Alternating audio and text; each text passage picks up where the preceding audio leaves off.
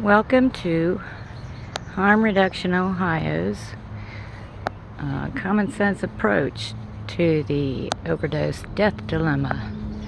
It is our mock safe consumption site, safe injection site, overdose prevention center, whatever you want to call it. But we are focusing on health, science, compassion, and human rights for the drug user. So a person would come up here and say, what is this all about? Well, we would explain what's going on here. We would offer them literature to look at, what they're doing in Portugal and the rest of the world. Why an overdose death is not murder. Decriminalize drug use and possession. We have something in Spanish. No more drug war. And then I've got some books that I featured that I recommend for anybody. Then if they want to go to this consumption site, they would sign in over here. And I lifted this off of I think Insight. I'm not sure. But they would fill it out, and I'd tell them they don't have to give their name, but I would like their date of birth and the date that they're filling this out. And then here in this square, I ask them to put their county. Then I direct them over this way. The intake worker does. And tell them to pay attention to the sign. And I have it right there for a reason, so they have to walk right into it. I tell them to take their time over here at the literature table. They can help themselves to whatever they want to. I have more made, so I'm not worried about that. Oh, I thought this was cool for the indigenous population. And they can help themselves to a button. Learn all about what Narcan is, Project Dawn, things pertaining to Ohio, treatment centers, whatnot. For rallies, recovery. Then we have our drug tip safety sheet that we pass out. So there's that. And then after they've spent enough time here, oh, well, here, let's get this. This is a banner. I'm sorry that I've got this thing in the way, but you'll see why.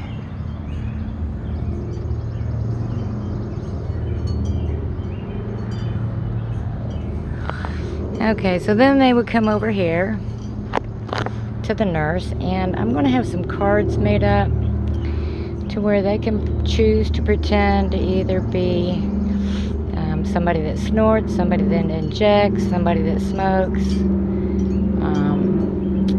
and such. Then I would have the nurse here explain why there are different gauges of needle, why the need for a cooker, why the need for a tourniquet as opposed to a belt, why the need for cottons, clean cottons, sterile water, and then an alternative to using your veins, you can do it rectally. And then we would have, first aid kits, alcohol prep pads, just to denote a sense of well-being, medical treatment that they're lacking. Oh, and then this is our safe snorting kit. I got this from Jolt Harm Reduction. I'd like to get some more of those. Then the nurse would ask them if they had any abscesses or whatever, go through the motions. And then we would explain that in a true safe consumption site, it would be well stocked. There would be oxygen, all kinds of life-saving measures available, ready at a moment's notice. I would have everything that a drug user would need to stay safe. That's why I have this stuff. I know it seems like a lot, but how could I convey that message without these props? I can't. So this is what I'm trying to do.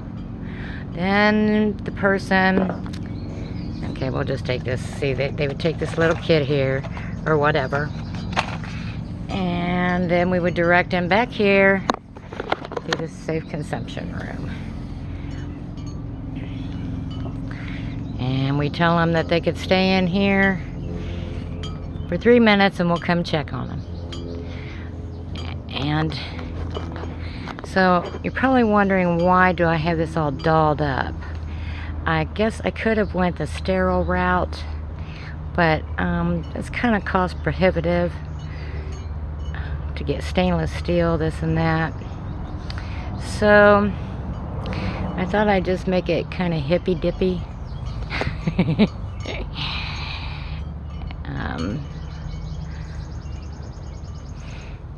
So that's my thought behind there. And I've got this pain chart. I've had a lot of people that, well, one woman broke down and cried because all the time she was injecting, she was trying to do it just like this. She did not know to come at it like that. People ask about this a lot too. So it's good education. Then I have this that they can go through and see, read. You know, there's no hurry for them to come leave. I give them more than 3 minutes. But I thought this was very informative. And this is, they can look through there if they want to. You know, this is about the best I could do. Make sure that I have a sharps container. Okay, so there's that. And then they would come back out and I would ask them, were you afraid? What kind of feeling did you have back there? Could you see that this would not be a problem? Then I would direct them over here to the social worker station. Okay, we got here signs of an opioid overdose. I've got here directions on what to do in case of an overdose, where to inject. Then we have these naloxone kits that I pass out. I get rid of anywhere from about 20 to 50 I take with me. But actually I could probably give away a lot more. Then if they want a sticker to put in their window, I have that. They get a fentanyl test strip and an education on how to use it, whether it's meth or whether they're just, you know, cooking it up to what they think is heroin. Then I have like a to-go kit here. And my donation box. Sometimes I get lucky. You know, then if they want a drug disposal bag, I have plenty of those. Or if they want any condoms, I make sure that nobody leaves unprotected. Just stuff like that. And I would explain that, you know, somebody would be sent home with a sharps container. Then this is the whiteboard to where people can write whatever they feel about it, and we'll take their picture. We don't associate their face with anybody's name, so, but it just goes to show that there are human beings that are walking through this, not just figments of my imagination. So there you have it. I hope you like it, and come see.